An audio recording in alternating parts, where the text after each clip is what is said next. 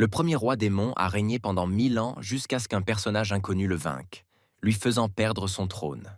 Selon certaines rumeurs, cela fait 7 jours que le roi démon a été remplacé. La famille royale a commencé à rassembler de courageux guerriers afin d'éliminer le nouveau souverain avant qu'il ne renforce son pouvoir. C'est une occasion en or de devenir le héros qui a vaincu le roi démon. Une nouvelle légende va naître grâce à ce garçon. Nous arrivons à la Cité des Armes, où l'un des chevaliers accueille les nouveaux guerriers. Il leur exprime sa gratitude pour leur présence et annonce qu'un seul d'entre eux sera choisi pour affronter le roi démon. Le seul survivant de ce duel aura l'honneur de faire équipe avec le plus fort des archers.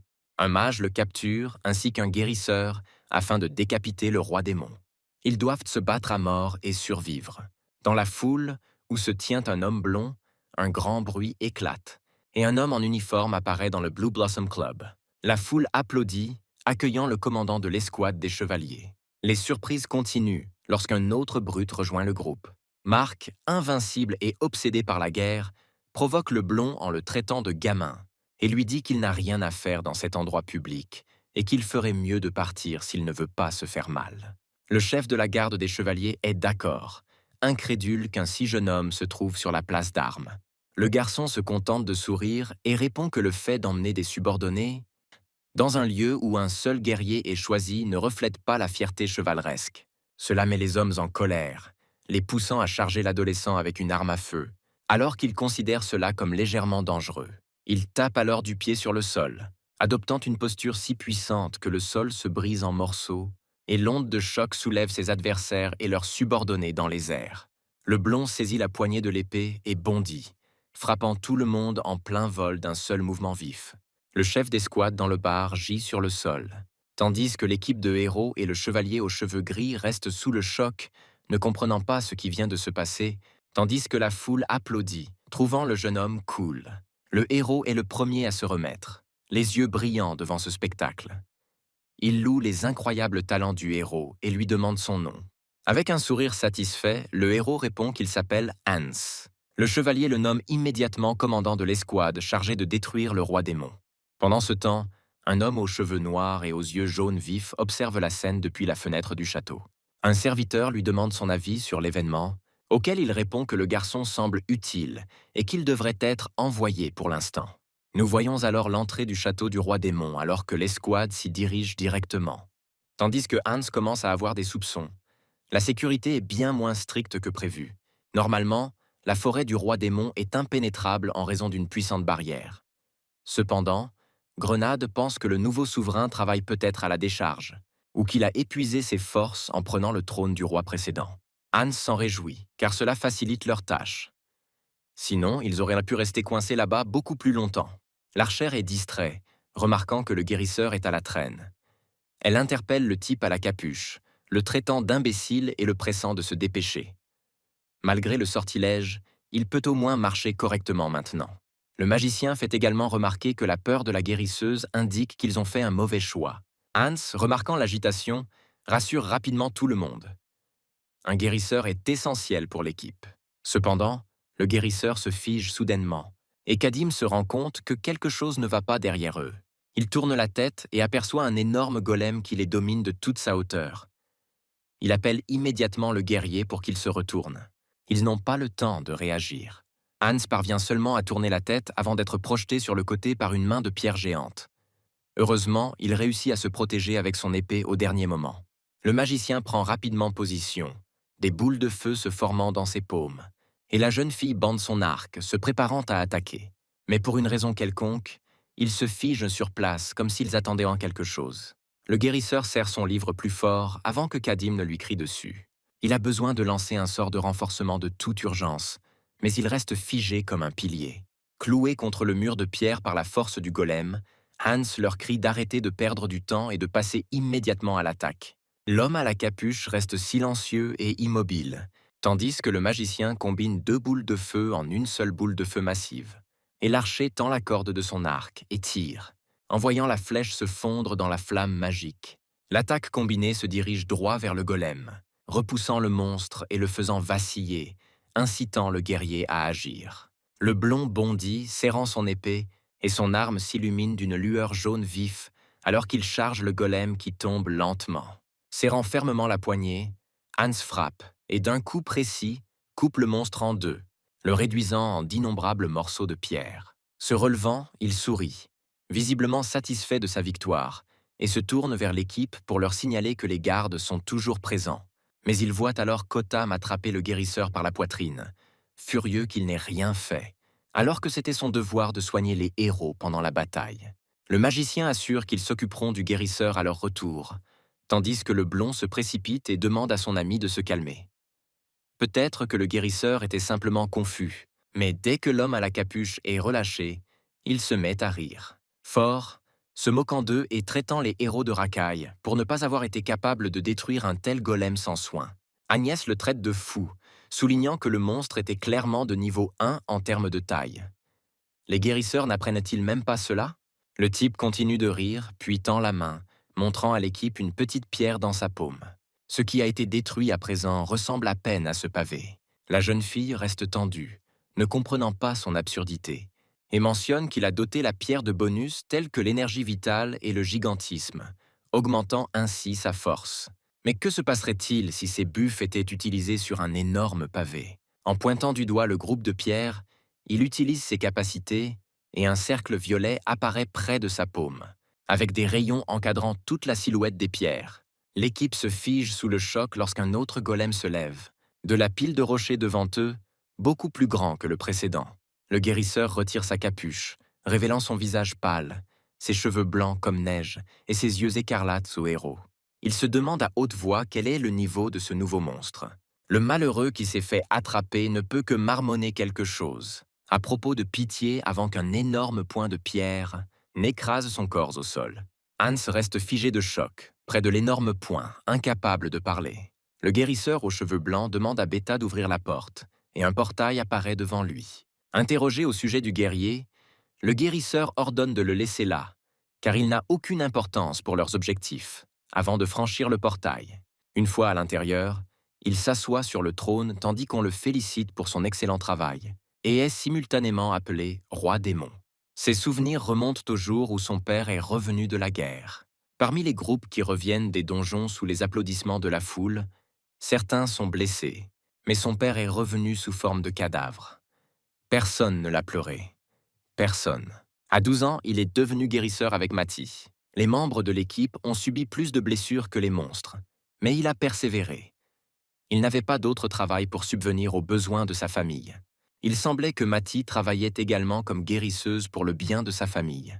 Ils se réconfortaient mutuellement, essayant de ne pas perdre espoir jour après jour. Un soir, alors que le garçon et la fille étaient assis paisiblement en regardant le ciel nocturne, un tyran aux cheveux roux, un guerrier de leur escouade, l'interpella. Il a attrapé le garçon aux cheveux blancs par la poitrine, se plaignant des buffles, et montra une coupure, accusant les guérisseurs d'incompétence. Le garçon répondit sans hésiter, lui donnant le buff maximum et une barrière. Mais il fut giflé et projeté au sol. Le guerrier était clairement mécontent, demandant si le guérisseur pensait qu'ils étaient égaux simplement parce qu'ils faisaient partie de la même équipe. Si le guérisseur ne pouvait rien faire d'autre que des buffs, il devait au moins les appliquer correctement. S'il n'aimait pas ça, il pouvait défier le guerrier en duel et mettre tous ses buffs en jeu. Le garçon battu se contenta de le fusiller du regard, ses yeux écarlates menaçants. Il n'a pas le temps de réagir lorsqu'il voit la pointe d'une chaussure métallique se diriger vers son visage. L'homme aux cheveux roux est furieux qu'un monstre ait osé le regarder avec défi, tandis que ce même monstre est presque inconscient sous la force du coup.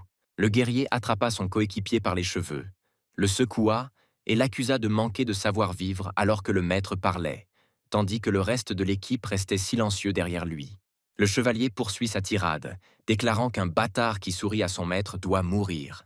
Mais juste au moment où son poing est sur le point de frapper, il est arrêté à temps par les mains de quelqu'un d'autre. Le héros battu voit Mati le protéger de son corps, s'excusant abondamment et promettant que cela ne se reproduira plus. Le poing toujours pressé contre elle, elle reste tendue, prête à encaisser le coup à tout moment. Un sourire méchant apparaît sur le visage de l'homme aux cheveux roux alors qu'il attrape sa main et lui demande si elle va s'excuser pour lui, puis commence à l'entraîner avec lui. La femme aux cheveux bruns résiste, ordonnant à Tom de la lâcher et d'arrêter. Et le personnage principal se détache pour les suivre, mais il est arrêté par un archer. L'archer pointe une flèche vers lui, lui ordonnant de ne pas bouger. Les guérisseurs ne peuvent pas blesser les guerriers, et s'il commet une erreur, ils peuvent facilement le tuer. La flèche est juste devant son nez, et une multitude de pensées envahissent son esprit. Tuer? Non, Mati est là. Il ne peut pas laisser cela arriver. Il doit simplement la sauver.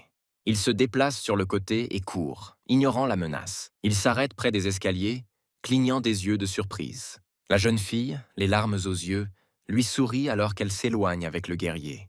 Le garçon reste assis, complètement sous le choc. La nuit laisse progressivement place à un matin nuageux, et il continue de fixer un point jusqu'à ce qu'il entende un bruit. Il se redressa immédiatement, appelant sa petite amie avec espoir. Se tournant vers l'équipe qui était sortie, le guerrier lui demanda s'il était vraiment resté là pendant toutes ces heures. Le guérisseur ne répond pas, se contentant de murmurer une seule chose. Mati. Où est-elle? L'homme aux cheveux roux s'excuse avec le même sourire méprisable, puis dit qu'elle a trop résisté. Alors il l'a frappée une fois, et Mati a crié et est morte. Des larmes jaillissent de ses yeux, et il ne comprend toujours pas comment cela a pu arriver. Une fille de l'équipe murmure quelque chose à l'oreille du chevalier avant qu'il ne prononce son verdict. Il l'expulsait de l'équipe et devait trouver d'autres guérisseurs. Il se demande comment le blond opprimé pense pouvoir faire seul ce que deux d'entre eux n'ont pas réussi à faire. L'équipe se retourne et s'en va, en disant au revoir tandis que le héros tremble de larmes, les paumes posées sur le sol. Quels salauds! Ce sont des meurtriers, et avec les larmes, le sang commence à couler sur les dalles de pierre. Il serra les poings, se mordit la lèvre jusqu'au sang, essayant de retenir ses sanglots. De cette façon, il allait simplement les tuer. Les deux guérisseurs sont toujours là. Ils regardent le ciel nocturne. Le jeune homme remarque qu'il est très beau, et il serait heureux de passer toute sa vie à admirer les étoiles avec Mati. La jeune fille répond de la même manière, puis ajoute une chose, mais à la même seconde. Ce n'est pas la même jolie femme aux cheveux bruns qui se tourne vers le garçon, mais un squelette avec de petites touffes de cheveux qui lui demande pourquoi il ne l'a pas sauvée. Le guérisseur saute immédiatement du lit, haletant, et attrape sa couverture de mains tremblantes, avant de baisser la tête. Ce n'est qu'un cauchemar. Il se plongea dans la recherche. La nourriture et le sommeil n'avaient plus d'importance pour lui.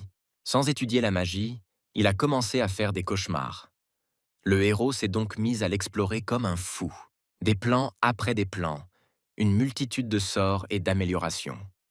Il était complètement désemparé. 5 années passèrent, et lorsque toutes ses recherches aboutirent enfin, un désir brutal de vengeance envahit à nouveau son esprit.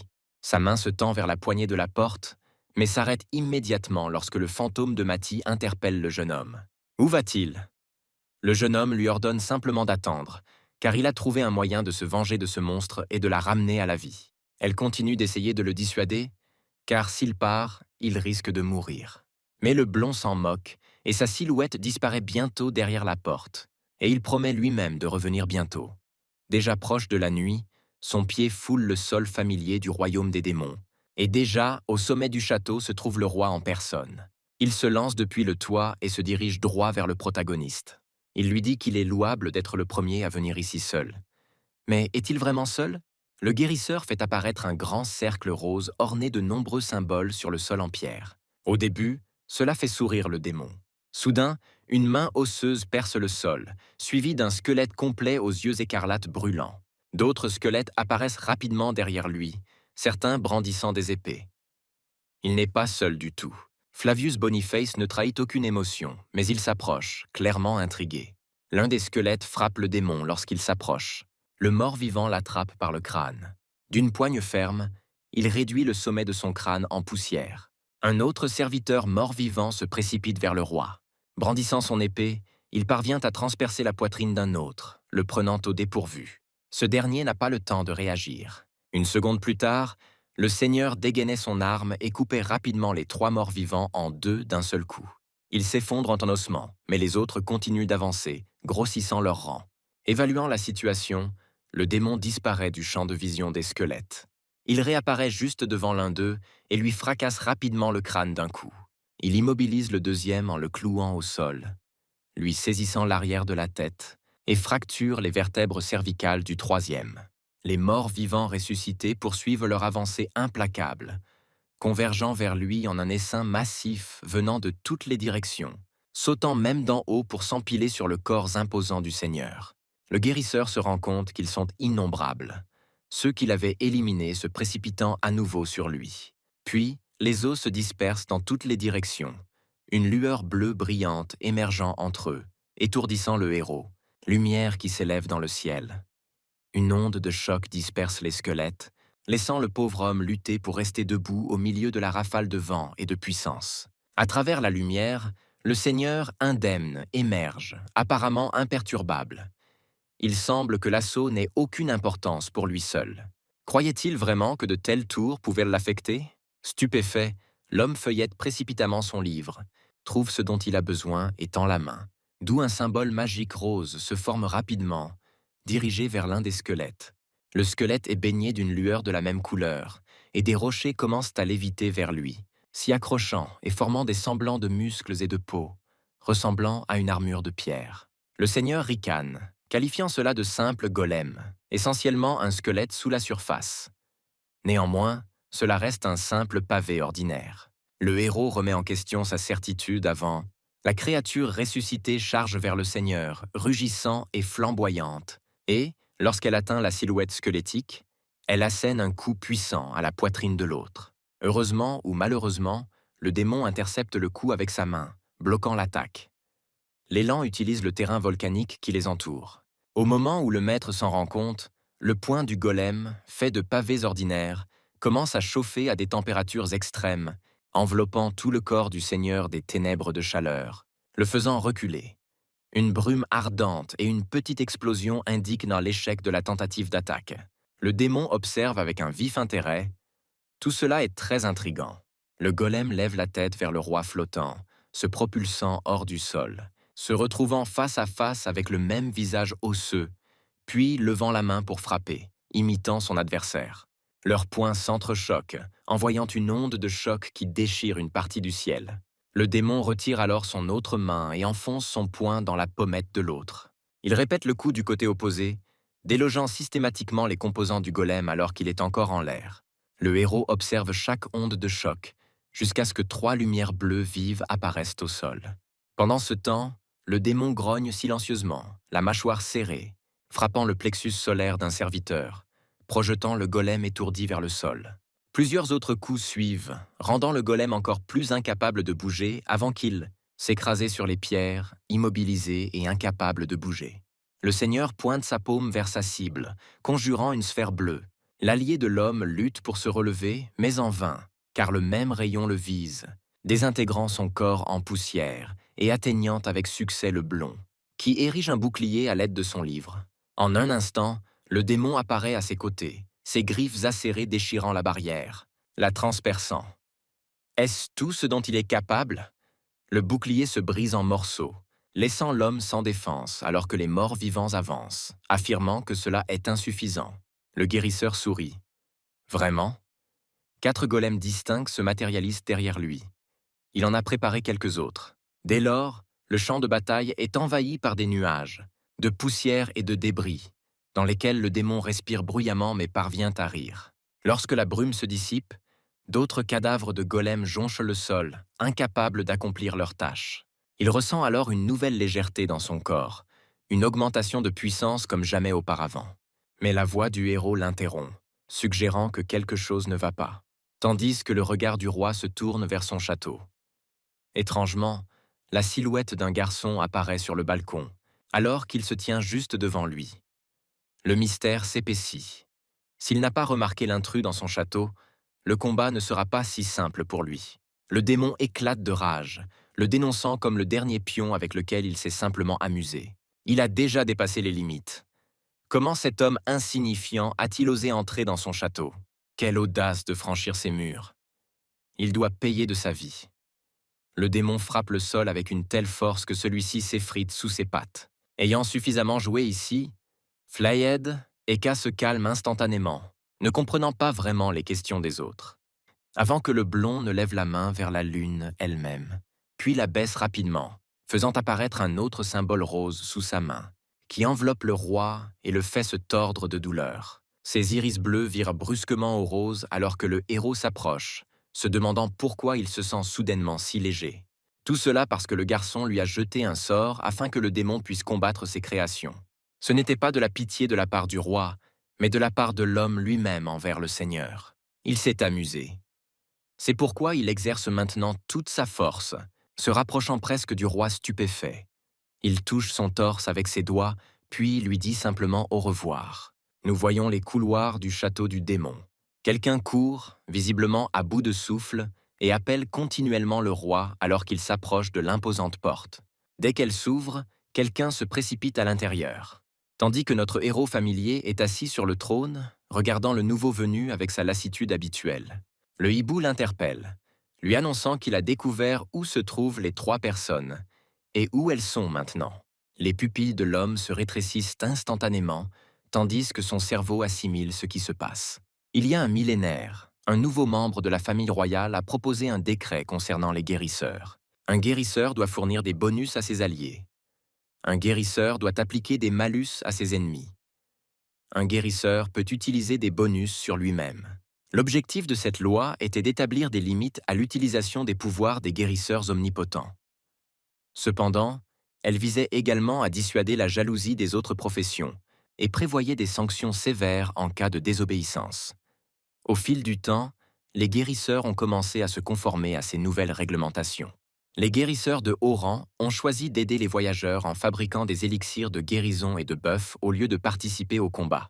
Les guérisseurs de rang inférieur, jugés moins utiles, étaient souvent traités comme des ressources sacrifiables. Sortant de sa rêverie, le même hibou l'interpelle, lui demandant s'il l'avait écouté. Il avait trouvé leurs ennemis. Le nouveau roi reconnaît qu'il écoutait effectivement, mais qu'il s'était perdu dans ses pensées pendant un instant. Le hibou demande la permission de commencer son rapport et poursuit en donnant des détails sur l'archer nommé Jude. À l'heure actuelle, Jude et sa nouvelle équipe sont en expédition vers le dragon. Puis vient Bibi, le commandant magique du château qui supervise une armée d'élite composée d'une trentaine de sorciers. Enfin, il y a Basque, qui dirige une guilde composée de 50 guerriers. L'homme reste silencieux un instant avant de prononcer seulement 3 noms. Beth Turok. Immédiatement, 3 paires d'yeux apparaissent derrière le hibou, écoutant attentivement le roi.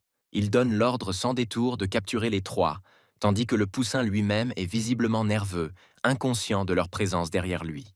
Le blond insiste sur le fait qu'il se moque qu'il y ait des victimes dans le processus, à l'exception des guérisseurs. L'élixir qu'il tenait dans sa main se brise sur le sol, laissant immédiatement des taches rouges. Ils doivent être amenés avant la tombée de la nuit et mis à genoux devant lui. Les 3 obéissent, hésitant à s'opposer au roi. Pendant ce temps, près de l'habitat des dragons, un archer dans un village marche d'un pas décidé avec son équipe. 2 camarades discutent du comportement inhabituellement violent des dragons aujourd'hui, anticipant une rémunération plus élevée. Après une journée aussi difficile, ils décident qu'ils méritent un verre, n'ayant pas eu une seule journée sobre depuis des lustres. En passant dans une ruelle, alors qu'ils discutent de leurs projets d'avenir, des yeux rouges brillent dans l'obscurité. Sentant que quelque chose ne va pas, Jude se tourne rapidement vers le passage étroit, mais ne trouve rien d'autre que le vide. Saisissant son arc, il tend la corde et vise l'allée, avant qu'une voix ne s'élève pour demander ce qui ne va pas et s'il y a quelque chose là-bas.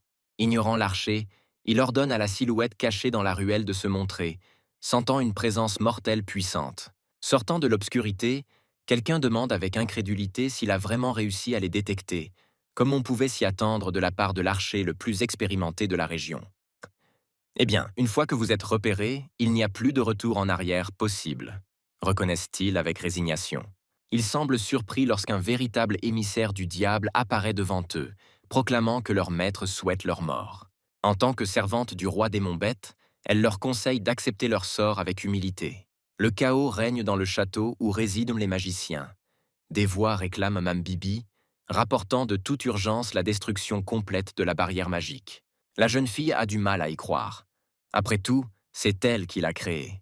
Mais qui a pu franchir une telle défense?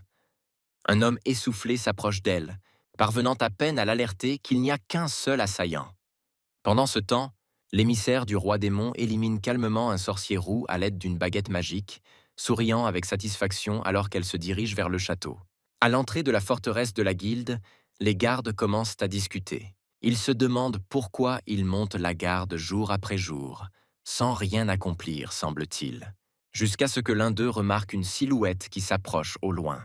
Le deuxième garde plisse les yeux, s'apprêtant à poser une question, qu'un énorme rayon bleu jaillit soudainement de la porte entre eux, brisant le bois et prenant tout le monde à l'intérieur au dépourvu. De la fumée s'échappe, dans le couloir, tandis que le garde le plus proche de la cible crie à tout le monde d'être en alerte. Les chevaliers surpris saisissent leurs armes, les yeux fixés sur la fumée qui s'épaissit, quand soudain, une main surgit, attrape l'un des hommes par le visage et le traîne à l'intérieur en un instant. Un appel à l'aide résonne brièvement avant que tout ne redevienne silencieux, et quelque chose roule hors de la fumée qui se dissipe devant eux. S'approchant prudemment, l'un des gardes lève la tête, alors qu'un coup retentit dans la fumée qui se dissipe. Quelques instants plus tard, un troisième serviteur du roi des Montroc émerge, la main ensanglantée, demandant si le rouquin est celui qu'il recherche. Confronté au regard du rouquin, il demande immédiatement s'il est la cible. Le rouquin répond calmement, s'interrogeant sur ses intentions et sur les raisons de sa venue, compte tenu de sa réputation notoire. Avec un sourire, le serviteur révèle qu'il a reçu l'ordre de le capturer vivant. Le capturer vivant? Est-il certain que cela soit possible? Se propulsant du sol à l'aide de ses griffes, il le défie, sinon avant de se précipiter vers le commandant de la guilde assis. Soudain, un homme aux cheveux verts apparaît devant lui, brandissant son épée et déclarant que Roc n'osera pas s'approcher. Roc se contente de rire, ordonnant au jeune homme de s'écarter. Il retire alors sa main et frappe rapidement le corps d'un autre, le prenant au dépourvu. Les subordonnés choqués se figent sur place, appelant leur vice-commandant à l'aide. Le vice-commandant lui-même est furieux de cet acte brutal. Saisissant son épée, il se jette en avant tandis que Roc jette le corps sans vie sur le côté. Il assène alors un coup puissant, visant à couper Roc en deux, mais celui-ci parvient à le bloquer à temps avec ses deux mains. Les guerriers se rallient derrière leur commandant, louant sa détermination inébranlable. Le rouquin bondit sur le côté, brandissant son épée, et lance une série de coups. À chaque fois, Roc bloque sans effort leurs attaques à main nue. Finalement, alors que le bassiste s'apprête à frapper à nouveau, le vieil homme se penche rapidement et fait signe au commandant, qui parvient à l'esquiver en se penchant sur le côté. C'est maintenant au tour du serviteur du roi démon d'attaquer sans relâche, tentant d'attraper son adversaire insaisissable avec ses mains griffues, mais celui-ci continue d'esquiver et de dévier ses coups avec son épée.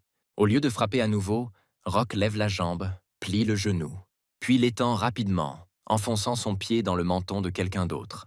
Pris au dépourvu, le bassiste lui offre involontairement une nouvelle ouverture pour une attaque, qu'il exploite en tournant sur son axe. Il en résulte une tache brillante au milieu de la poitrine d'une autre personne, d'où rayonnent de nombreuses fissures. Le blond frappe précisément à cet endroit, provoquant la fragmentation de l'armure. Le corps du commandant est projeté à plusieurs mètres. Heureusement, il parvient à rester debout, malgré le souffle coupé et le sang qui coule de sa bouche. Déjà épuisé? Demande Rourke avec frustration, exprimant son désir de s'amuser davantage, mais il se rend compte qu'il doit revenir rapidement, ce qui signifie qu'il est temps de prendre le combat plus au sérieux. Les autres guerriers qui observent le combat sont visiblement surpris par la révélation qu'il n'a pas utilisé toute sa force. Alors, de quoi d'autre est-il capable? Basque perçoit une odeur de tromperie. Cela incite le serviteur du roi à tendre la main, d'où s'écoule un liquide sombre qui se transforme en une énorme hache. Roc rétorque que ce genre de commentaire est généralement le fait des faibles. Souriant, il suggère de doubler la mise. Pris au dépourvu, le rouquin ne montre aucun signe de recul, mais repousse plutôt avec son pied, comblant rapidement la distance qui les sépare. Il bondit, brandissant son épée alors que l'homme saisit le manche de la hache, la faisant glisser de son épaule avec un sourire narquois, et prépare sa propre arme. Le vieil homme se prépare à attaquer sérieusement. Un instant plus tard, tout est baigné d'une lumière bleue brillante qui traverse la porte en bois brisée, suivie d'un brouillard qui envahit les environs au milieu de la poussière qui s'élève. Alors que le brouillard commence à se dissiper, des silhouettes gisent, battues, et les guerriers ensanglantés semblent avoir succombé. Au milieu de la fumée qui se dissipe, une silhouette à peine consciente émerge, vêtue de haillons et armée d'une épée brisée. Avec un sourire ironique, l'homme s'excuse d'être peut-être allé trop loin, scrutant la brume qui se dissipe et demandant si quelqu'un a péri. Le commandant, battu et incapable de continuer, se contente de s'enquérir de son employeur. Son expression change lorsque le serviteur lui saisit la poitrine et lève le poing, déclarant qu'il le saura certainement une fois qu'ils seront arrivés. Peu à peu, La vision auparavant floue s'affine, permettant d'observer les environs. Basque se réveille, à moitié nu et enchaîné par des chaînes brillantes. Ne parvenant qu'à marmonner quelques mots sur l'endroit où il se retrouve près d'un cristal massif, entouré de colonnes imposantes, avec 3 serviteurs debout à distance. Le guerrier ressuscité est accueilli par Bibi, elle-même retenue captive, qui tente de comprendre la situation. Mais aucun d'eux ne comprend pourquoi ils se trouvent ici.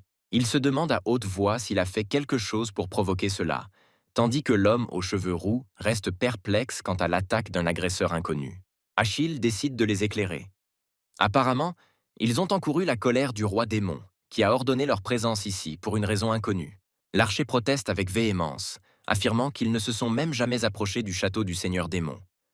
Basque est d'accord et demande s'il y a eu une erreur dans leur identification. Avant d'appeler Bibi et de lui demander de lever le sort qui les lie afin qu'ils puissent s'occuper rapidement de leur ravisseur, Basque est informée calmement qu'elle n'a pas la capacité de le faire rapidement. À ce moment-là, Rock intervient. Le commandant est-il vraiment courageux ou simplement stupide? S'il continue à prendre des airs, Bête fait taire la salle à l'arrivée du roi. Le héros franchit le portail ouvert, accompagné du livre, et s'approche des captifs. Il les regarde fièrement, remarquant que cela fait longtemps qu'ils ne se sont pas vus. Les anciens membres de l'escouade regardent avec stupéfaction l'apparition inattendue du guérisseur. L'homme aux cheveux roux a lui-même encore du mal à accepter que ce personnage puisse être le roi démon. Il éclate de rire. Qui pourrait croire à une telle absurdité? Tout cela doit être mis en scène. Tout le monde continue à insulter l'homme, lui demandant de saluer son maître avant de le menacer d'un autre coup. Et pourquoi les regarde-t-il de haut? La démone mouton, qui s'était auparavant détournée, serre les dents. Elle se retourne rapidement, et d'un coup précis, non seulement elle casse les dents de l'homme, mais elle lui arrache aussi la langue. Témoins de cette scène, les héros se taisent et se crispent immédiatement. Pendant ce temps, l'homme blond remarque que l'ancien guerrier met trop de temps à comprendre la situation. Il va maintenant leur expliquer pourquoi ils ont été amenés ici. Il s'agit du dernier étage du château du roi démon, où se trouve le cercle magique légendaire. Il s'adresse à Bibi, s'attendant à ce qu'elle comprenne. Tous les magiciens connaissent un de cet appareil. Elle a l'air surprise. Vraiment? Oui, un cercle magique qui peut ramener les morts à la vie en utilisant leur force vitale. Il a l'intention de ressusciter Mati grâce à lui. Le commandant parvient à peine à crier « Arrêtez !» Mais le cercle du roi s'est déjà détourné. Le cercle sous leurs pieds brille d'un rose vif. Les anciens membres de l'escouade se mettent à hurler de douleur, leur corps tordu par une souffrance insupportable, leurs paroles inintelligibles. Bass essaie de crier quelque chose, mais ne parvient à prononcer qu'un seul mot distinct. Miwa, avant qu'un faisceau de lumière ne devienne plus intense, engloutissant tous les otages et s'élevant dans le ciel. Tout ce qui reste après l'événement est un épais nuage de fumée. À travers la brume, un homme tente d'appeler une fille. Lorsque la fumée se dissipe, seuls des squelettes gisent là où, quelques instants auparavant, se trouvaient des otages vivants et immobiles. Le roi lui-même observe la scène, déconcerté par ce qui vient de se passer. Cela ne peut pas être réel. Pourquoi cela a-t-il mal tourné? Il n'y avait aucune erreur dans le sort. Puis il se rend compte qu'à ce moment-là, l'ancien commandant lui a crié « Mihai wa ». Bientôt, toute la terrible vérité lui apparaît, affectant profondément le guérisseur. Peut-être que quelque part, dans un endroit inconnu, ils sont encore en vie. Achille est assis sur une falaise. En regardant en bas, il voit un village en proie aux flammes. Soudain conscient, il saute de la falaise. Des hommes en uniformes spéciaux reçoivent des ordres. Capturer tous les elfes et tuer sans hésitation ceux qui résistent. Ils lèvent leurs armes et poussent un cri de guerre en chargeant vers les malheureux elfes. Les elfes se dispersent immédiatement, essayant de s'enfuir. Un elfe est touché par la flèche d'un archer.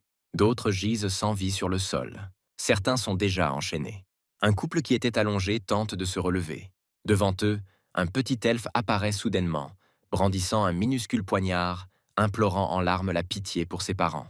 Le garçon les supplie désespérément de ne pas faire de mal à l'elfe. Un homme armé d'une lance bondit en avant, souriant, leur demandant s'ils croient vraiment qu'ils ne vont pas éliminer une cible aussi facile.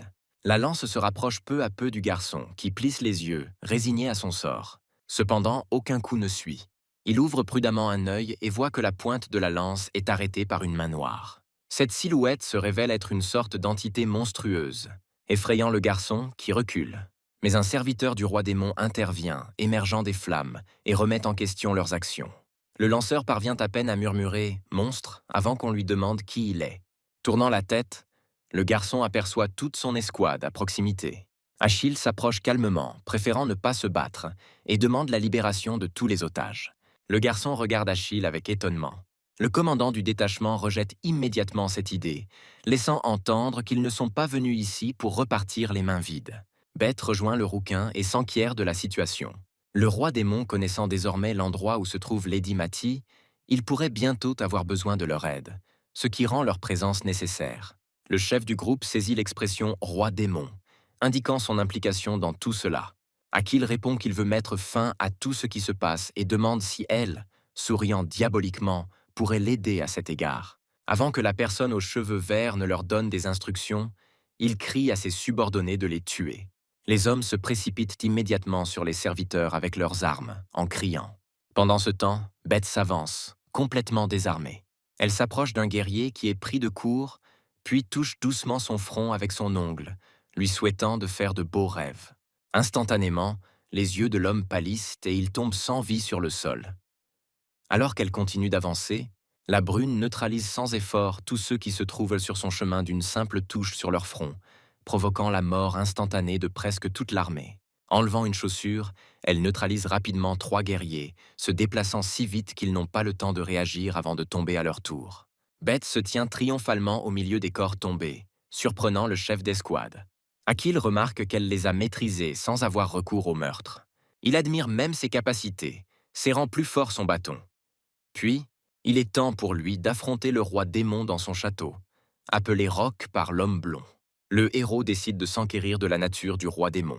Après une brève pause, l'homme blond répond implicitement, indiquant sa volonté de relever le défi. Le héros réfléchit à ce que signifie tuer. Après un moment de réflexion, il répond que le roi démon sourit tous les jours et cache sa vraie nature, ce qui rend difficile même pour lui-même de la connaître. Tous les doutes quant à la nécessité d'Abazaph persistent. Une pierre, si elle pouvait le toucher, le réduirait sûrement en morceaux. Serrant fermement son bâton dans sa paume, Achille le brandit vers l'avant, conjurant instantanément un cercle magique devant lui. Puis, une patte griffue émerge du sol. Soudain, des monstres apparaissent de nulle part, du même type que ceux qui avaient précédemment protégé le jeune elfe d'une attaque à la lance. Le commandant et le reste de l'escouade regardent avec stupéfaction ces créatures inattendues. Roc apparaît momentanément, affirmant que le toucher ne sera pas aussi simple qu'il le pense. Pendant ce temps, Achille continue de concentrer son attention sur les troupes, tandis que des gargouilles émergent de 2 portails massifs. La gargouille, qui protégeait autrefois le garçon, se détourne en entendant le cliquetis des épées. Le monstre se prépare au combat, tandis que le jeune elfe reste assis, sous le choc, observant le combat qui se déroule. Il se tourne vers l'enfant, s'assurant à sa manière que tout va bien. Le monstre croise le regard rempli de larmes de l'enfant.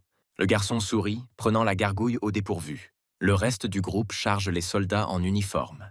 L'un d'eux attrape la tête de quelqu'un avec sa patte griffue et projette le corps d'un autre aussi loin que possible. Un autre se lève de manière inattendue, prenant l'homme au dépourvu avant qu'il n'ait le temps de réagir. Il descend rapidement, tendant la jambe et plaquant violemment l'homme au sol. Celui-ci crache du sang et s'effondre, tandis qu'un autre guerrier observe la scène, incrédule. Confronté au regard du monstre, il bat rapidement des ailes et disparaît de la vue. Quelques instants plus tard, il réapparaît juste devant son observateur surpris, le prenant au dépourvu. La gargouille tord sa queue, pointant son extrémité acérée vers le cou d'une autre personne. Mais Achille crie que personne ne doit être tué, et la queue s'arrête juste avant la pomme d'Adam de la personne, la laissant visiblement secouée. Cela choque visiblement la personne, qui s'effondre. La mort est mécontente et crie que si elle n'est pas tuée maintenant, elle n'aura jamais de fin. L'homme aux cheveux roux s'excuse maladroitement, déclarant qu'ils ne peuvent pas les laisser ainsi. À ce moment-là, le commandant prend enfin la parole, traitant tout le monde d'idiot avec colère. Il saisit le manche de son épée, une aura verdâtre s'échappant de son bras alors qu'il la dégainait. Il n'arrivait pas à croire qu'un monstre d'un niveau aussi bas était trop difficile à gérer pour eux. Le serviteur du roi démon s'arrête, remarquant que l'homme aux cheveux verts s'accroupit, ses épées brillant encore plus fort. Il ordonne immédiatement à tout le monde d'esquiver. S'élançant rapidement du sol, le commandant se déplace à une vitesse incroyable, prenant les gargouilles au dépourvu. En conséquence, elles sont coupées en deux, le sang coulant des lames. Le tueur l'essuie avec dégoût. Il le qualifie de sale et jure de détruire toutes les personnes présentes. Il serre plus fort son bâton et l'interpelle d'un ton menaçant, ses yeux ambrés rivés sur sa cible. De toute évidence, les mots ne sont pas son fort. La pointe arrondie de l'arme du serviteur brille immédiatement d'une lumière rose. Un symbole massif se matérialise derrière lui, stupéfiant le commandant par sa taille impressionnante. Pourtant, rien ne change. Les guerriers et les gargouilles restent debout ensemble. L'homme aux cheveux verts sourit d'un air entendu. En effet, rien ne semble avoir changé. Soudain, un point colossal fonce vers son visage, émergeant d'un portail avec une force incroyable. Le corps du guerrier est projeté à plusieurs mètres. Puis, le point s'écrase sur son dos avec une force renouvelée.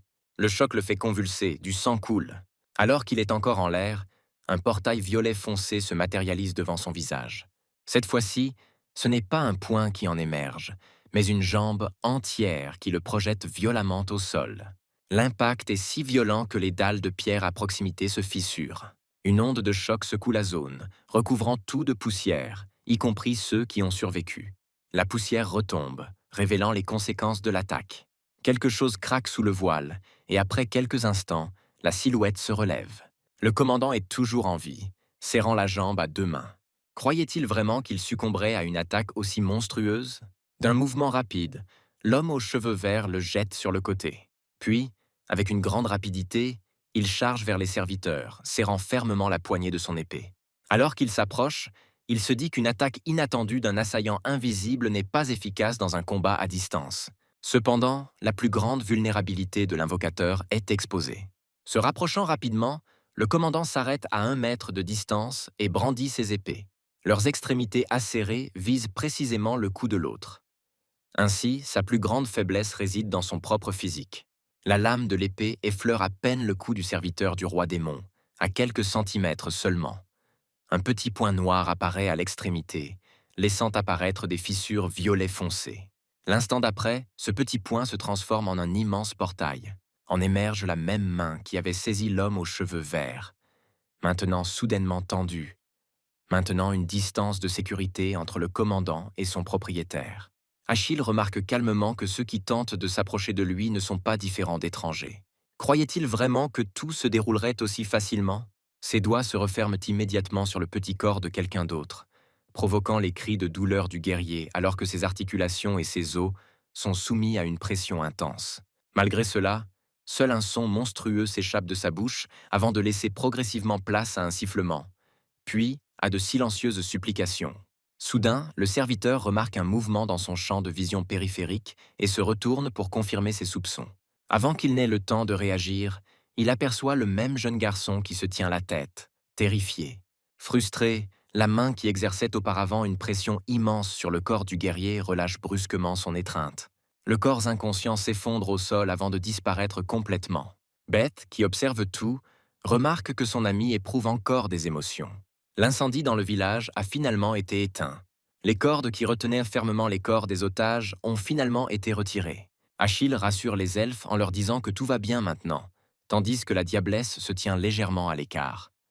Observant cela, ils expriment maladroitement leur gratitude, semblant complètement désorientés, avant que l'une des filles ne s'effondre complètement à genoux. Elle a peur de lui. L'homme aux cheveux roux se détourne rapidement des villageois nouvellement libérés, exhortant Beth à rentrer rapidement. Sans attendre, la jeune fille renifle et bat des ailes avant de le suivre. Ensemble, ils traversent le fourré sombre de la forêt dans un silence total. Quand après un certain temps, le même garçon commence à les suivre. Les adultes remarquent rapidement sa présence et s'arrêtent. L'homme se tourne immédiatement vers lui et lui demande pourquoi il les suit, car ce sont des personnes dangereuses. Ils devraient repartir avant de se perdre. Lui et la jeune fille se retournent à nouveau et poursuivent leur chemin dans le même silence. Plus tard, ils entendent à nouveau des pas derrière eux. S'arrêtant une nouvelle fois, Achille regarde longuement l'enfant, les larmes encore aux yeux, avant que sa silhouette ne commence à s'estomper. La jeune elfe lui rappelle son propre passé. Il pince les lèvres, puis finit par céder après quelques secondes en poussant un profond soupir. « Il n'y a rien à faire, hein ?» Le garçon baissa la tête, apparemment prêt à essuyer des reproches ou une punition. Mais au lieu de cela, l'homme lui tend la main. Suivant une paire de baskets, un autre enfant les rejoint. Ils marchent désormais ensemble. Un homme aux cheveux roux tenant la main d'un elfe, avec une brune un peu plus loin derrière. Souriante, elle pose une question purement rhétorique. En voyant ce couple, que dira le roi démon? On nous montre maintenant d'autres couloirs à l'intérieur du bâtiment, tout aussi sombres, dans l'un desquels se tient un homme familier aux cheveux verts, la tête baissée, qui semble appartenir à la garde royale. Il s'incline encore plus bas, déclarant qu'il est venu pour une audience avec son Altesse royale. L'homme assis sur le trône au tout début, visible depuis le château, rejette toutes les salutations formelles. Comment le commandant a-t-il pu revenir les mains vides, sans avoir capturé un seul elfe? Le garde relève immédiatement la tête et s'excuse, mentionnant l'ingérence de certaines personnes, puis suggérant qu'il s'agissait probablement de subordonnés du roi démon. Le roi se contente de sourire et détourne le regard avec désinvolture, ordonnant l'exécution de tous les elfes. Une fois qu'ils auront reçu l'aide du roi démon, des rumeurs nuisibles pourraient se répandre. Des yeux ambrés se fixent à nouveau sur l'homme. Le nouveau roi démon est également condamné à être éliminé. Il ordonne que le guerrier légendaire soit convoqué auprès de lui. Pendant ce temps, dans une maison au fond de la forêt, quelqu'un coupe du bois de chauffage, envoyant des éclats dans toutes les directions. Mais le jeune homme aux cheveux roux semble indifférent. Puis une fille l'appelle, l'appelant affectueusement « Mon cher ». L'homme tourne la tête et remarque un homme grand et impassible debout à côté d'elle. Il déclare son intention de donner un ordre officiel à M. Trios. Dans un silence complet et sous le regard inquiet de la jeune fille, le rouquin s'approche de l'homme qui lui tend aussitôt le document. « Guerrier légendaire Trios, écoute mon décret. Je t'ordonne de vaincre rapidement le nouveau roi démon qui représente une menace. Le contenu du décret est exactement celui qu'il a lu, mais son expression reste inchangée. Prenant sa hache, l'homme regarde la mariée et lui assure qu'il reviendra. La rousse froisse parfois le papier, regardant maladroitement la silhouette de l'homme qui s'éloigne.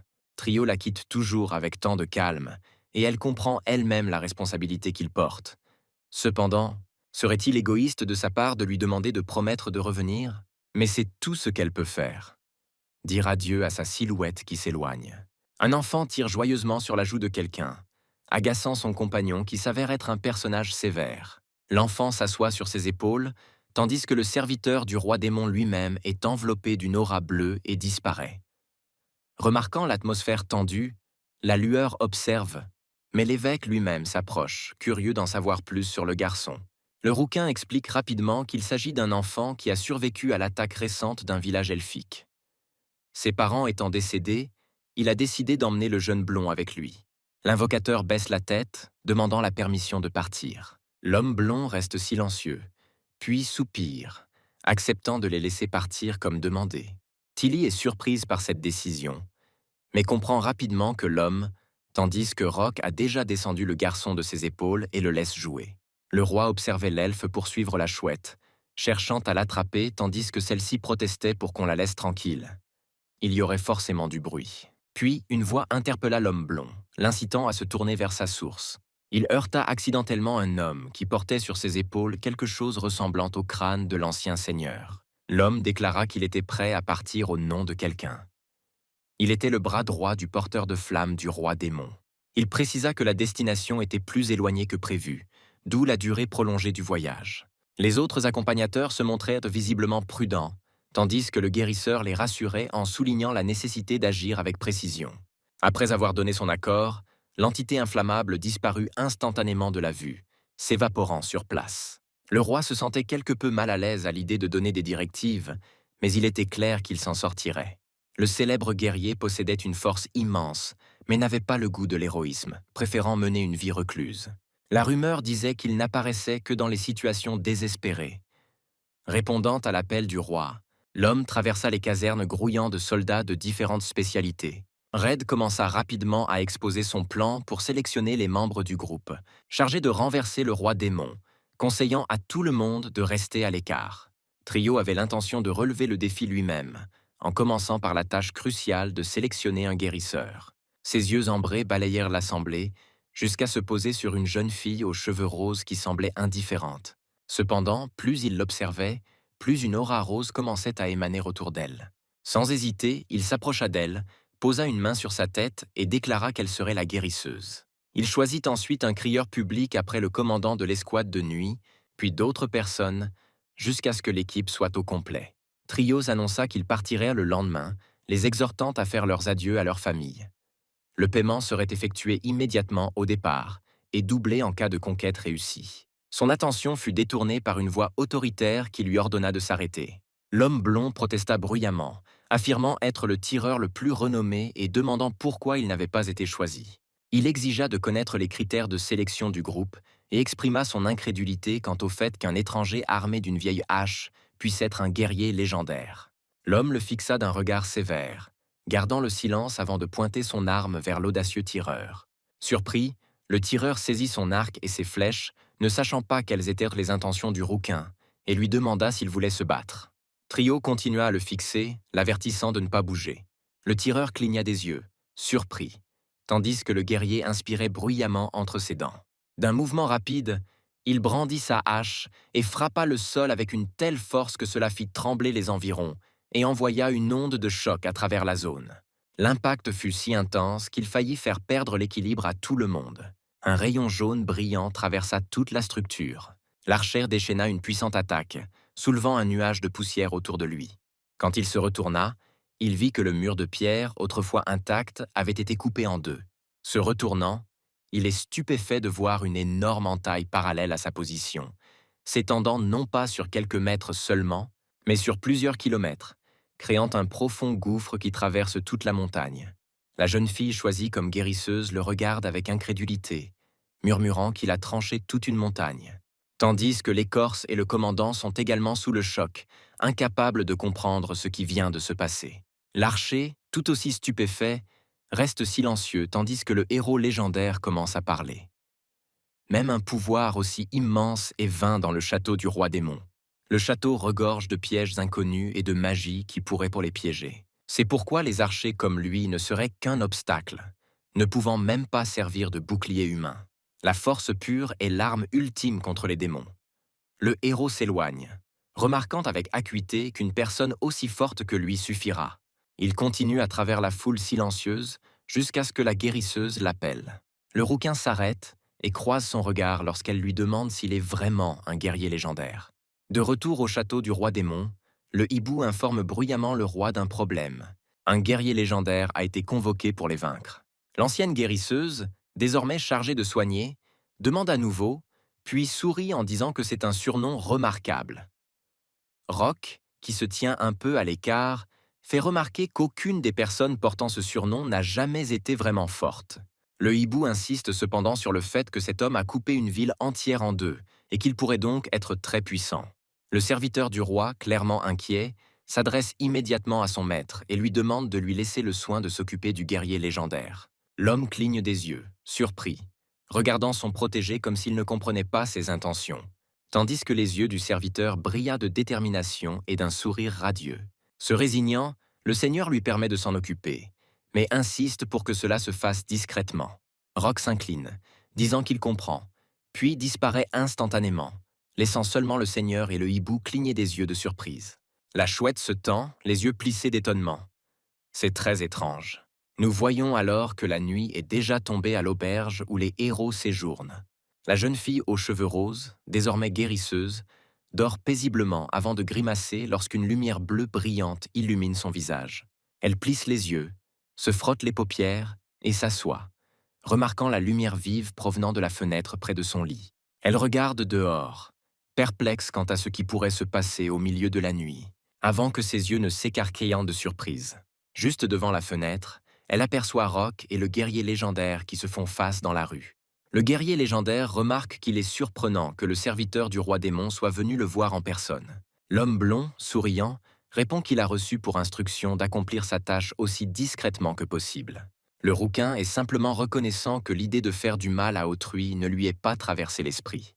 Le sourire de Rock s'élargit encore davantage alors qu'il ignore ses formalités, plissant les yeux pour se concentrer uniquement sur l'homme devant lui. Une aura rayonnante et ardente l'entoure, démontrant clairement sa force. Les yeux du blond brillent d'excitation alors qu'il déclare son envie de se battre de toutes ses forces. Trio resserre sa prise sur le manche de sa hache avant de prononcer un simple ordre d'attaque. Ils restent un bref instant dans le cratère sous leurs pieds avant que la bataille ne commence. Puis, simultanément, rapidement et brusquement, comme s'ils s'étaient donné le signal, ils se précipitent l'un vers l'autre. Rock recule son bras, se préparant à frapper, au moment même où un liquide noir commence à couler de ses veines, qui se transforme rapidement, non pas en sa hache habituelle, mais en une véritable épée destinée à porter un coup fatal à son adversaire. Mais avec un sourire, il brandit sa hache et esquive, l'épée tranchante, levant son arme à la main. Heureusement, Rock réagit rapidement, sortant son autre main d'où un bouclier doré avec un emblème brillant émerge de ses veines et capillaires, dévier la lame de la hache, qui se brise en morceaux, provoquant le recul de l'homme, qui regarde avec surprise les fragments du bouclier. Bon sang, c'est un niveau de puissance extraordinaire. À ce moment-là, Trio saisit le manche de son humble arme à deux mains et la balance avec force dans la direction opposée. Heureusement, le serviteur du roi démon parvient à repérer ce mouvement à temps.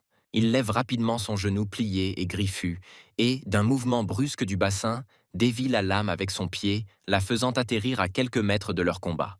Pour une raison quelconque, l'arme atterrit à quelques mètres de leur combat. Les deux adversaires se propulsent immédiatement hors du sol et se précipitent l'un vers l'autre dans les airs. Les poings prêts, chacun ayant l'intention d'éliminer l'autre ou toute autre personne présente. Lorsque leurs poings finissent par se rencontrer, le physique de Rock est si puissant qu'il est projeté de plusieurs mètres par la force de l'impact, mais il utilise ses propres griffes pour s'empêcher de tomber. Pendant ce temps, le rouquin se rapproche rapidement de lui. Cependant, le serviteur sourit sans raison apparente, et son sourire est si narquois qu'on peut supposer sans risque qu'il a trouvé une solution.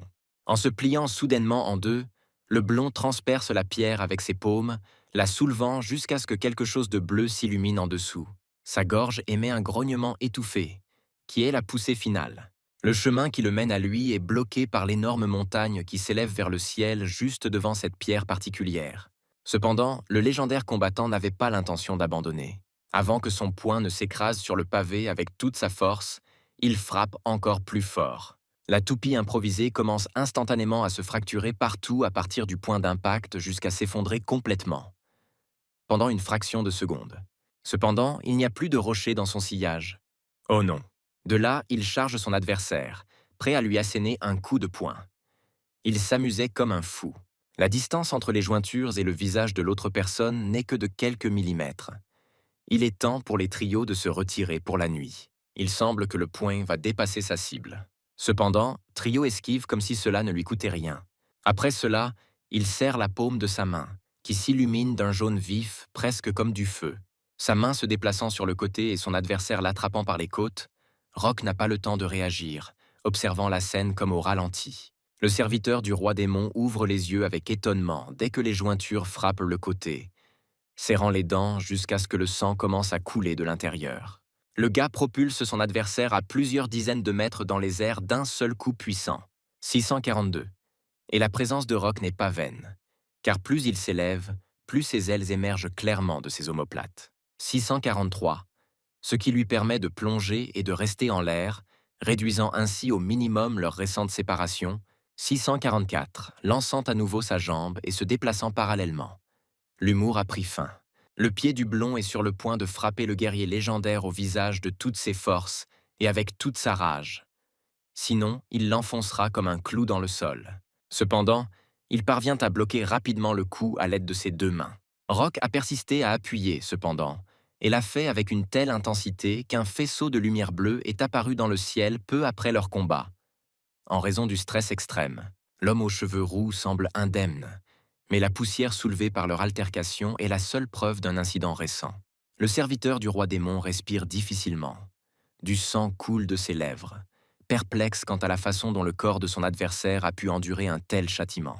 Soudain, son propre corps lâche, alors que Trios l'attrape par le mollet, le serre et le tire vers lui, avant de se retourner et de projeter Rock d'un mouvement brusque, l'envoyant voler en arrière, qui s'écrase contre un énorme rocher, faisant jaillir des étincelles et soulevant des nuages de poussière et de fumée dans les airs. Il semble que la bataille soit terminée, avec le guerrier légendaire comme vainqueur. Mais non, le blond sort de la fumée, à peine égratigné, et charge à nouveau son adversaire, brandissant son bras, déterminé à lui infliger des dégâts. Mais Trios bloque coup après coup avec ses paumes, rendant chaque attaque vaine. À un moment donné, le serviteur du roi démon commence à réaliser, même s'il ne veut pas l'admettre, qu'il ne peut pas gagner ce combat par la force.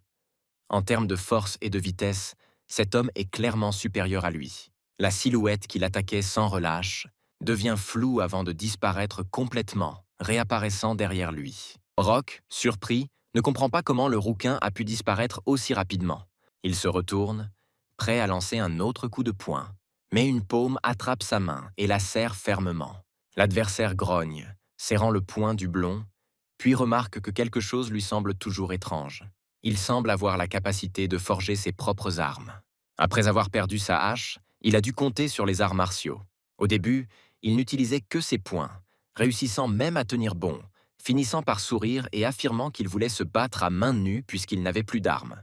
Est-ce vrai? L'expression du visage du rouquin s'assombrit. Le gamin l'a-t-il sous-estimé? Ils bondissent tous les deux sur le côté, évitant de justesse la hache plantée dans le sol. C'est de sa faute s'il a perdu son arme avant un combat aussi dangereux. La hache se soulève du sol. À partir de maintenant, le sbire du roi démon va montrer toute sa puissance. La lame s'enflamme d'une flamme presque infernale, sa pointe pointant droit vers la poitrine de quelqu'un. Puis Trios fait de même. Leurs yeux turquoises se fixent. Le type fixe son adversaire pendant quelques secondes, les flammes dansant derrière lui, avant de soupirer doucement, de fermer les yeux et de tendre la main, son épée, qui gisait également sur le sol auparavant. Peut-être que cet endroit marquera la fin. L'homme plisse les yeux, se concentrant sur le rocher, remarquant que l'attitude de son adversaire envers le combat a sensiblement changé. Sa posture s'est améliorée, atteignant un équilibre parfait entre défense et l'attaque, et son attitude pour démontrer ses compétences. Leurs regards se croisent pendant une fraction de seconde avant que le serviteur du roi démon ne se précipite vers l'homme. Ils brandissent tous deux leurs armes, l'une d'un rouge infernal, l'autre d'un turquoise éclatant, avant que les lames de l'épée et de la hache ne s'entrechoquent. Le choc est si violent qu'un éclair jaune vif illumine tout dans un rayon de plusieurs mètres, suivi d'une colonne de fumée, de poussière et de flammes qui se répand sur tout le champ de bataille. La hache, toujours tenue par le trio, se brise et se fend sous la force du coup, puis s'effrite complètement, ne laissant qu'un manche en bois dans la main du guerrier légendaire. L'homme regarde son arme brisée, reconnaissant que son adversaire s'est bien battu, réussissant à lui infliger quelques coups et entailles. Alors que la fumée se dissipe progressivement, le visage meurtri et ensanglanté de Rock apparaît, jurant avant de baisser la tête pour examiner son propre corps. Une fois la poussière retombée, il se tient debout, battu, coupé et ensanglanté, sans aucun vêtement à l'exception de son pantalon et d'une aile à moitié intacte. Le rouquin marmonne qu'il fait seulement semblant d'être fort. S'il avait reconnu leur différence dès le début et sorti son arme, il aurait peut-être eu une chance. Imprudent et stupide. Malgré la douleur, le serviteur du roi se contente de sourire, disant que ce n'est pas son style et que s'il se battait à nouveau, le résultat serait le même. C'est pourquoi Rock lève la tête, sourit à son adversaire et demande à être tué. L'homme le regarde un instant avant de serrer le poing, se préparant à porter un coup fatal. Le blond baisse la tête, prêt à accepter son destin, s'excusant silencieusement auprès de son seigneur de l'avoir laissé tomber. Un sifflement se fait entendre avant que la paume de quelqu'un d'autre ne vienne frapper fermement l'arrière de sa tête. Trio dit qu'il savait que cet idiot dirait cela. Le blond est surpris lorsque le guerrier légendaire commence à expliquer que son devoir est de vaincre le roi démon et qu'il n'a aucune envie de tuer Rock. Rock, mécontent, fronce les sourcils et crie que l'homme devant lui est un crétin, affirmant qu'il pourrait facilement se relever et le tuer. Le rouquin soupire doucement et prononce un seul mot. « Chevalier », ce qui fait écarquiller les yeux du type. « Fidèle à ton maître, destiné à mourir sur le champ de bataille pour tes convictions. Meurs si tu perds. » Il a déjà admis sa défaite, et le guerrier sait que le serviteur ne l'attaquera pas. Il respecte l'ennemi, comme le montre immédiatement, à un œil averti. Le chevalier baroque, dont la fierté, déjà dans le château du roi démon, se tient debout, mi-nu et encore battu. La chouette lui saute dessus, lui demandant ce qui s'est passé et voulant l'envoyer immédiatement se faire soigner, mais le gars n'écoute pas. En avançant dans le couloir de la salle du trône, il passe devant Beth et Achille, s'arrêtant devant son seigneur, qui est assis sur le trône. S'agenouillant, il pose un genou et un poing sur le sol, et Rock déclare avec une grande fermeté qu'il a été vaincu en tant que chevalier et qu'il doit quitter le château démoniaque pendant un certain temps. Les yeux écarlates croisent ceux de l'inconnu, comme si des pensées tacites passaient entre eux. Remarquant le petit sourire sur les lèvres du serviteur, le roi lui ordonne calmement de partir. Remerciant son seigneur, il se lève immédiatement et se dirige vers la sortie, tandis que tout le monde le regarde s'éloigner, perplexe. Dès que le silence tendu est rompu par le claquement de la porte, la chouette se raidit, ne comprenant pas ce qui vient de se passer, tandis que le petit elfe qui était assis à côté de lui se met à pleurer parce que l'oncle Roc est parti. Le poussin lui ordonne immédiatement de se taire, mais le garçon continue de pleurer.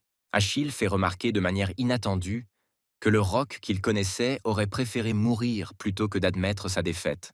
Mais elle répond qu'une telle réaction signifie que c'était une défaite totale du point de vue de l'ennemi. Le serviteur ne représentait aucune menace. Ils ont donc décidé de le laisser partir. Cela signifie-t-il qu'un ennemi puissant s'approche déjà d'eux? Dehors, le corps tout entier du blond tremble alors qu'il se souvient de la façon dont la récente conversation s'est terminée. Trio lui dit qu'il n'a qu'une seule requête, puisqu'il a déjà été vaincu: le laisser quitter le château du roi démon, et s'il refusait, de mettre sa fierté de côté et de le tuer sur le champ. Roc, bien sûr, ne l'a pas fait. De retour au château, le visage sombre, le roi réalise que c'est désormais son combat.